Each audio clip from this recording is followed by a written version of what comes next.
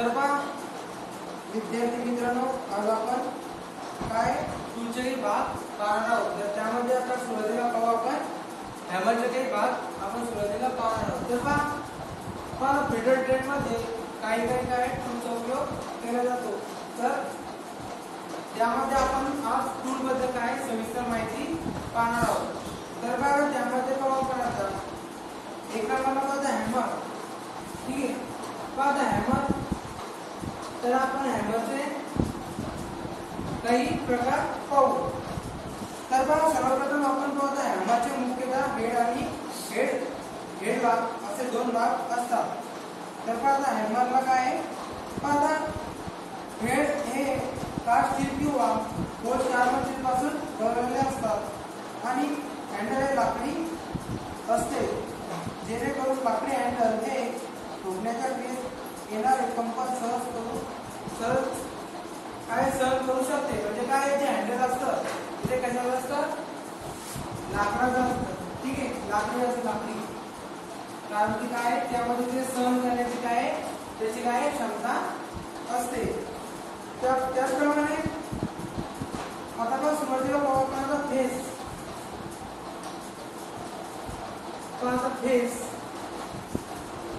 Face हा भाग जॉबवर आघात करण्याचा असून यात बाजूला आकार दिलेला असतो. आता जर फेस म्हणलं तर काय हॅमरचे काही प्रकार पडतात, जसं की क्रॉस पेन झालं, स्ट्रेट पेन हॅमर आणि बॉल पेन हॅमर. तर त्याचा फेस असतो तर त्या फेसनुसार काय वेगवेगळे प्रकार पडले जातात. त्याला हार्डिंग व टेपिंग केलेलं असतं की त्यामुळे हॅमरच्या कडा ते पडत नाही. कारण पिन हा भाग म्हणजे हेडच्या दुसऱ्या भाग आहे. याचा उपयोग रिवेटिंग आणि बेल्टच्या प्रक्रियेत आकार देण्यासाठी होतो. पिनचे आकृती दाखवलेल्या प्रमाणे बॉल पेन. ठीक आहे, उदाहरणामध्ये कोणते असतात, एक असते बॉल पेन,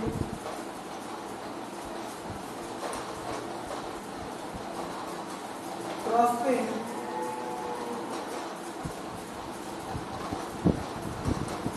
आणि नंबर 3 चा आहे स्ट्रेट पेन हॅमर.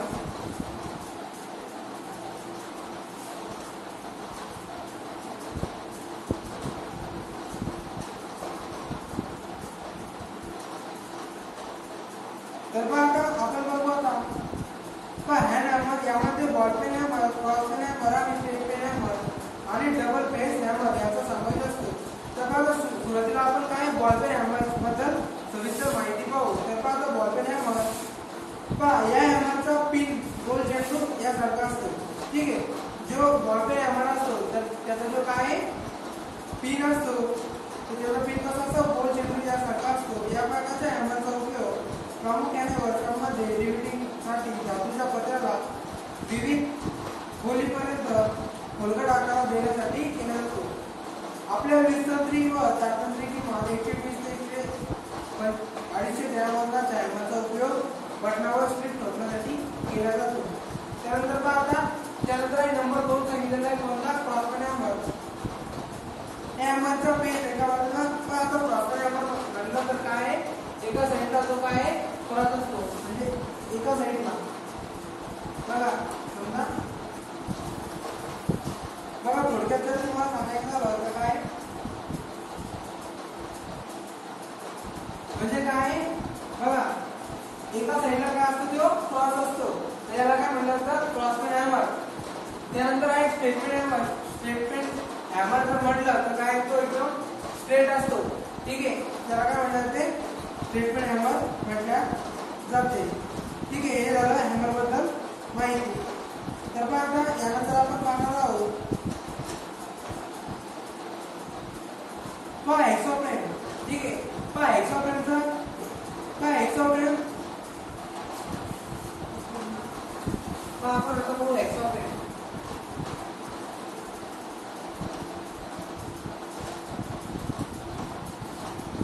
हेक्सोपेन बद्दल माहिती झाली तर काय हेक्सो या हात करवटीच्या रचना आकृती दाखवल्याप्रमाणे आपण असणाऱ्या तोंडाकडे निवडतो असतो. म्हणजे काय हेक्सो म्हणजे उपयोगासाठी होतो तर पहा एखादा जॉब काय कटिंग करण्यासाठी. ठीक आहे, थोडक्यात सांगायचं झालं तर काय हेक्सो म्हणजे उपयोगासाठी होतो की जॉब कट करण्यासाठी होती.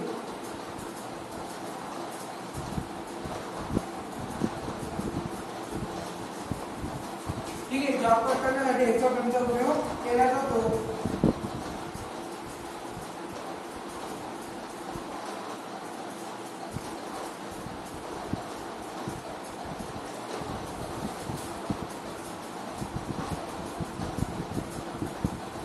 एक्सोफ्रेमची आपण काही देखभाल कशा प्रकारे करू शकतो तर त्यामध्ये ब्लेड योग्य रीतीने फिक्स करून केलेले असतात. म्हणजे आपण कोणती काळजी घेतली पाहिजे नंबर 1 ला ब्लेड योग्य रीतीने फिक्स केलेले असावे. म्हणजे काय एक्सोफ्रेम आणि काय हेक्सोब्लेड. ठीक आहे, म्हणजे एक्सोफ्रेम आणि एक्सोब्लेडच्या साहाय्याने आपण काय जॉब कटिंग करू शकतो. तर एक्सोब्लेड जर आपल्याला एखादा जॉब कट करायचा असेल तर आपण कशा प्रकारे काय काळजी घेणार आहोत. तर सुरुवातीला काय करायचं आपल्याला जे एक्सोफ्रेम आहे त्यामध्ये काय जे ब्लेड आहे ते योग्यरित्या फिट आहे किंवा नाही याची काय आपल्याला खात्री असावी.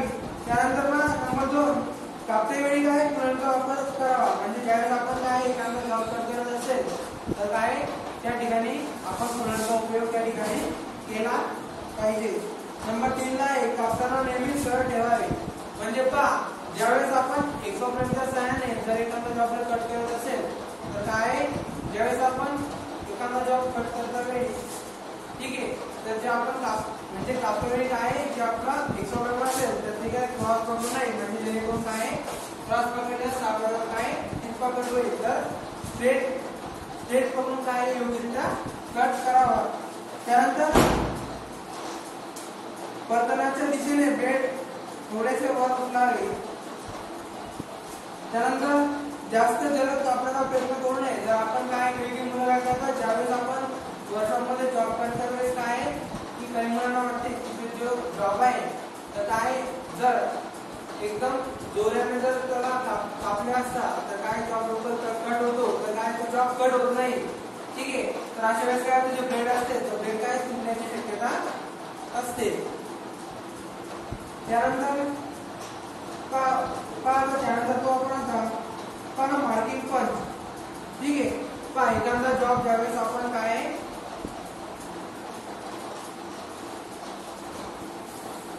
पंचचा उपयोग कशासाठी होतो की पंचिंग करण्यासाठी. ठीक आहे, पंचचा उपयोग कशासाठी होतो पंचिंग करण्यासाठी पंचचा उपयोग केला जातो. लोखंडी जॉबवरील लेआउट प्रमाणे काही मापाचे कायमस्वरूपी रेखाटन पुन्हा करण्यासाठी मार्किंग पंचचा उपयोग केला जातो. म्हणजे काय जे लोखंडी जॉबवरती ठीक आहे म्हणजे अधिक कालावधीसाठी काय ते पंचिंग लेआउट प्रमाणे काही मापाचे कायम स्वरूपात रेखाटन पुन्हा करण्यासाठी म्हणजे काही कायम स्वरूपाची आपण करू शकतो. तर आपण काय म्हणजे जॉबचे काय पंचिंग करण्यासाठी की आपण ज्यावेळेस एक्सोफ्रेमने कटिंग केल्यानंतर काय होतं ते काही काळ एक्सोफ्रेमने कटिंग किंवा जर आपण एखाद्या जॉबवरती थोडक्यात सांगायचं झालं तर काय आता हा एक जॉब आहे. ठीक आहे, XYZ आपण समजा थोडक्यात एक उदाहरण तुम्हाला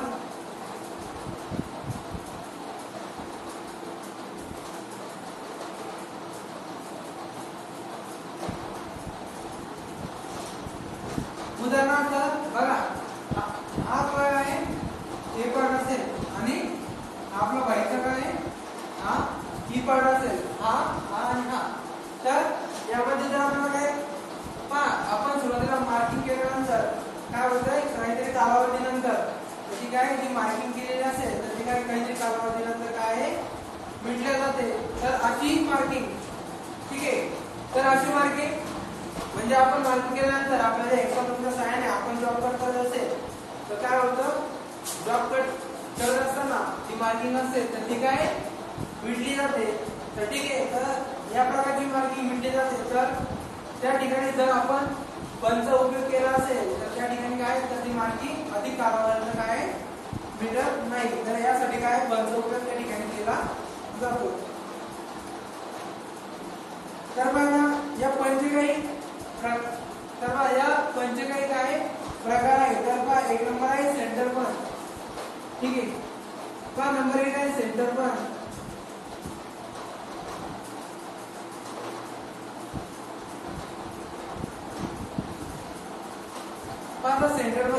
आपण सविस्तर माहिती पाहू. सेंटर पंचच्या टोकावरील कोन आकृतीत दाखवल्याप्रमाणे 90 अंशाचा असतो. जो सेंटर पण असतो तर तो काय 90 अंशाचा असतो. किती 90 अंशाचा असतो. पाहिजे आपण एक थोडक्यामध्ये याची डायग्राम पाहू.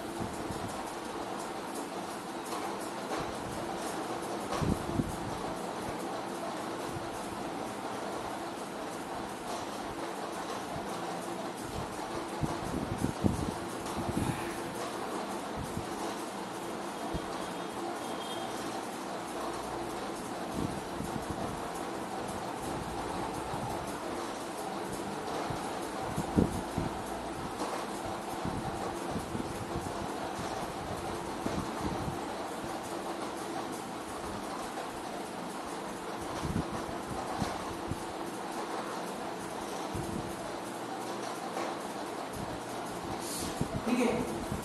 याप्रमाणे काय असतं सेंटर पंच. ठीक आहे.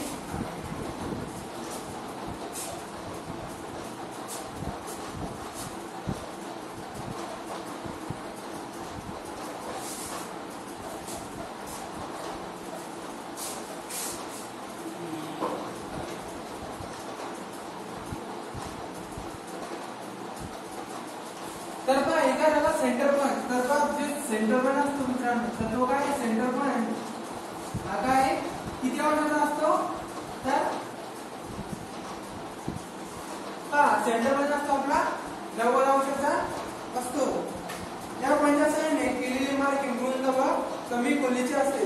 म्हणजे ज्या सेंटर पॉइंट आपण एखाद्या जागेवर मार्किंग केलेली असते तर ती काय कमी रुंदीची असते. पहा या पंचा उपयोग धातुयुक्त जॉबवर ड्रिलिंग करण्यापूर्वी मार्किंग करण्यासाठी होतो. म्हणजे आपण पहा ज्या सेंटर पॉइंटचा उपयोग काय एखाद्या जॉबवर मार्किंग साठी सुद्धा केला जातो. आणि त्याचप्रमाणे काय जर आपल्याला एखाद्या जॉबवरती जर समजा काय एखाद्या जॉबवर ड्रिलिंग करायचं असेल तर त्या ठिकाणी सुद्धा काय सेंटर पॉइंटचा त्या ठिकाणी उपयोग केला जातो. म्हणजे आपण काय जे ड्रिलिंग मारायचं असेल तर आपल्याला काय एकदम त्या ठिकाणी सोपं जाते. त्यानंतर आहे नंबर 2 आहे प्रिक पंच.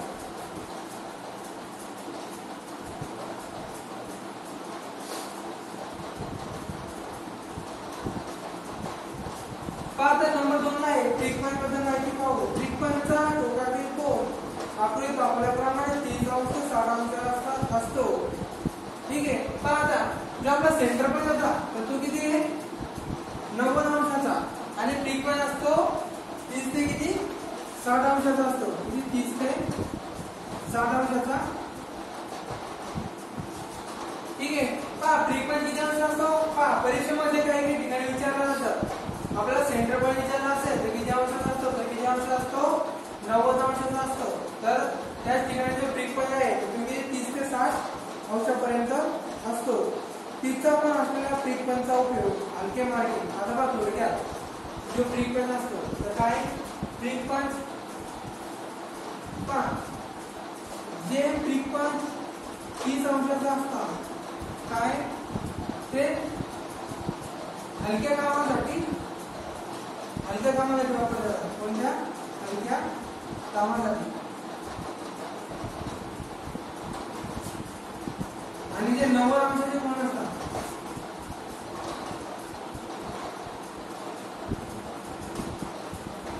ते जड कामासाठी काय वापरले जातात. ठीक आहे. जे प्रिक पंच असतात ते 30 ते 60 अंशापर्यंत असतात आणि हलक्या कामासाठी 30 अंशाचे काय प्रिक पंच वापरले जातात. तर जड कामासाठी 60 अंशाचे कोन वापरलेले जातात.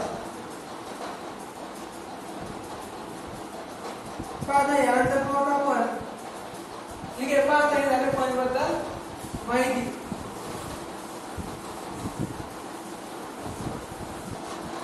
पहा समोर पाहू आपण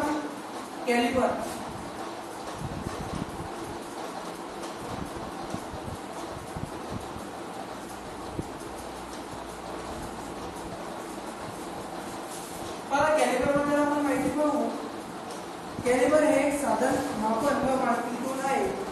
ठीक आहे. पहा जे कॅलिबर आहे ते काय आहे, साधन आणि काय आहे, मार्किंग टूल आहे. पहा कॅलिबर काय आहे, एक साधन आणि मार्किंग टूल आहे. याचा उपयोग स्टील रूल वरील जॉबवर मापे तपासणे म्हणजे काय, थोडक्यात सांगायचं झालं तुम्हाला, बघा मी थोडक्यात सांगायचं झालं तर काय आहे सांगा. जसे की नंबर 1 नको आता हे काय आहे, राऊंड बार. ठीक आहे.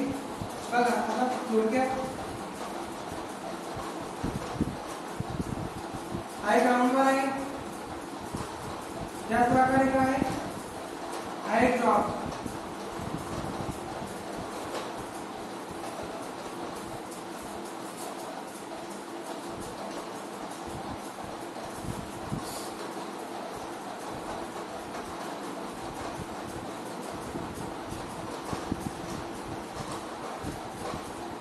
ठीक आहे.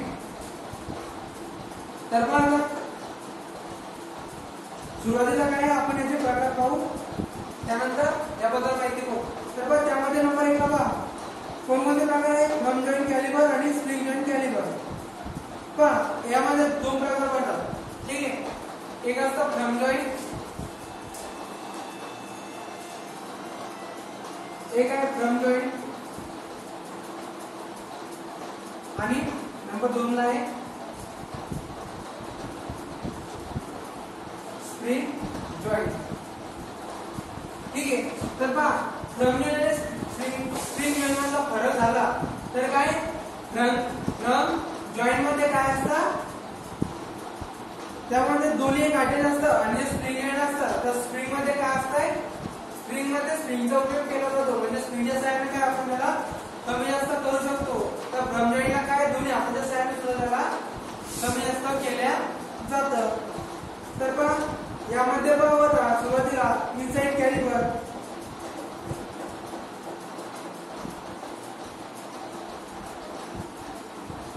तर बघा आता आपण याबद्दल माहिती पाहणार होतो. मी तुम्हाला 2 उदाहरण दिलेले होते. ठीक आहे. पहा राऊंड बार, पहा आउटसाइड कॅलिबर असतात. कोणता आउटसाइड कॅलिबर. ठीक आहे. थोडक्यात आपण इथे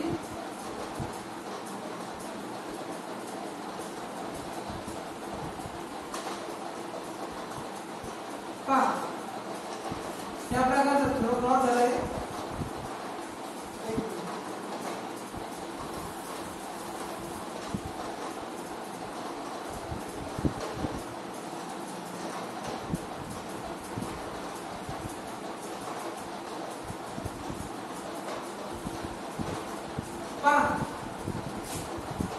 या साईडचं काय आहे, जे कॅलिबर असतात. ठीक आहे. तर ते काय आहे, त्याला काय आउटसाइड कॅलिबर असं म्हटल्या जाते. ठीक आहे. हे कोणतं आहे, outside Calibri.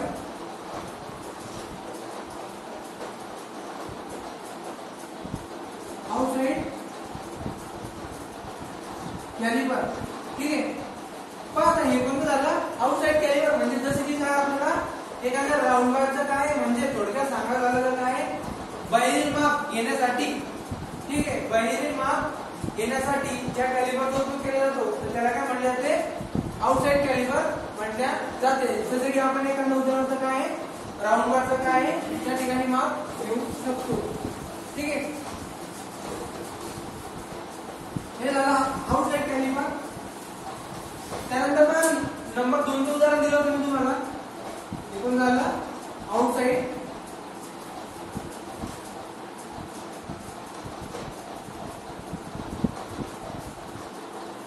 Calibri. Outside Calibri म्हणजे काय,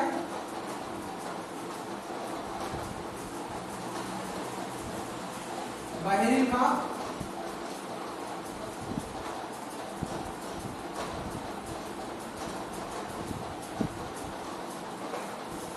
बाहेरील माप घेण्यासाठी ज्या कॅलिबरचा उपयोग केला जातो, काय बाहेरील माप घेण्यासाठी ज्या कॅलिबरचा उपयोग केला जातो त्याला काय म्हणायचंय, आउटसाइड कॅलिबर असे म्हटल्या जाते. आणि पहा नंबर 2 ला पाहू आपण. ठीक आहे, पहा आता नंबर 2 चं तुम्हाला आधी उदाहरण दिलं होतं मी. ठीक आहे, त्या प्रकारे तर पहा जे आता बघा हे जे माप आहे हे काय आतमधलं माप म्हणजे आतमधील माप घेण्यासाठी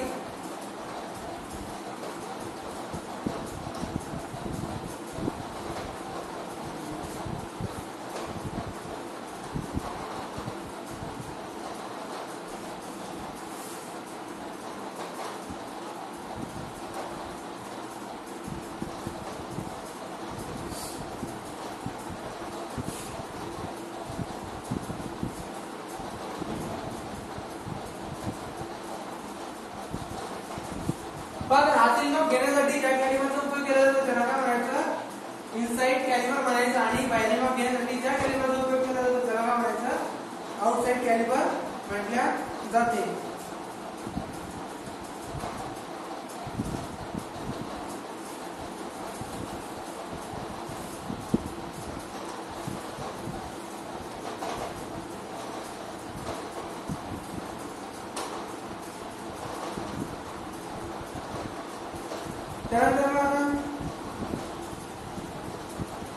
त्यानंतर जेनी कॅलिबर. जेनी कॅलिबर हे काय एक पाय ऍडजस्टेबल डिवायडर पॉइंट प्रमाणे असते आणि दुसरा पाय एक वक्र असतो की दोन्ही पाय थंब जॉईंट एकत्र जोडलेले असतात. कॅलिबरला अडकलेले कॅलिपर लंगट व वाहक याचा उपयोग आतील व बाहेरील कडांना समांतर रेषा बांधण्यासाठी व राऊंडबारच्या मध्य बिंदू म्हणजे साधनासाठी करतो. जसे की काय कडे पहा, जसे की आपल्याला राऊंडबार मध्ये जर आपल्याला सेंटर काढायचं असेल तर त्या ठिकाणी काय त्या जेनी कॅलिबरचा उपयोग केला जातो. त्यानंतर पहा त्यानंतर आहे नंबर डिवायडर.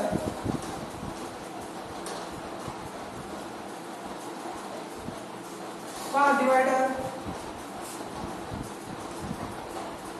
डिवायडरचा उपयोग कशासाठी केला जातो. पहा यामध्ये दोन लोखंडी पाय असतात. ते दोन पाय एकमेका एका टोकापासून स्प्रिंगच्या सहाय्याने जोडलेले असतात. त्यातील अंतर स्क्रू बनवण्याच्या